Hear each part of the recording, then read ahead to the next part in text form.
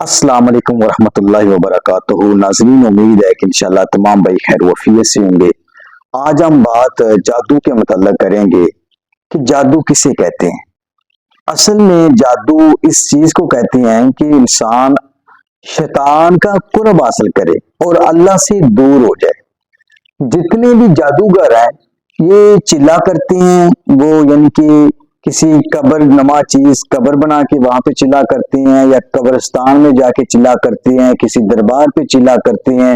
اندھیرے کے اندر خاص کر یہ چلے کیے جاتے ہیں تاکہ شیطان کا قرب حاصل کیا جائے، شیطان کے قریب ہونے کے لیے یہ لوگ کام کرتے ہیں اور بہت غلیظ اور گندے کام کرتے ہیں جن کا یہاں پر بیان کرنا بہت مشکل ہے، اور انشاءاللہ آئندہ ویڈیو کے اندر ہم ساتھ ساتھ ذکر کرتے جائیں گے۔ اور یہ لوگ شیطان کے قریب ہوتے ہیں اور اللہ سے دور ہوتے ہیں۔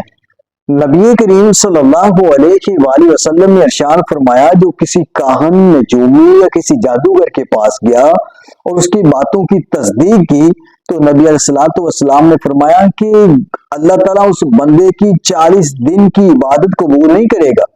یعنی کہ اتنے غلیظ اور گندے ہوتے ہیں کہ نبی علیہ السلام نے فرمایا جو بندہ کسی جادوگر کے پاس گیا اور اس کی باتوں کی تصدیق کی تو اللہ اس بندے کی 40 دنوں کی عبادت قبول نہیں کرے گا۔ ایک حدیث میں آتا ہے کہ 40 دنوں کے اللہ نماز قبول نہیں کرے گا۔ ذرا تصور کریں یہ کتنے غلیظ اور گندے قسم کے کام کرتے ہیں۔ ہمارا تو یہ ہوتا نا کہ ہمیں مولوی صاحب کو مسئلہ بن جائے، ہم کہتے ہیں جناب کسی عامل کے پاس جائیں یا کسی جادوگر کے پاس جائیں، سامنے والا جس کے پاس ہم جاتے ہیں وہ بھی بڑے زور و شور سے کہہ رہا ہوتا ہے جناب میرے پاس اتنے جنات ہیں، اتنے موکل ہیں، اتنی جناب میرے پاس چیزیں ہیں، میں دن کو رات، رات کو دن میں تبدیل کر دیتا ہوں۔ تو یہ سب لوگ شیطانی ہتھ کنڈے استعمال کرتے ہیں، شیطان کے قریب ہوتے ہیں، پھر یہ اپنے کام شیطان کو کہتے ہیں اور شیطان پھر ان کے کام کرتا ہے اور لوگوں کو یہ گمراہ کرتے ہیں، اور اس گمراہی کے اندر ہم لوگ اس جھانسے میں آ جاتے ہیں۔ اللہ تعالیٰ ہمیں اس شیطانوں سے اور ایسے لوگوں سے بچنے کی توفیق عطا فرمائے۔ والسلام۔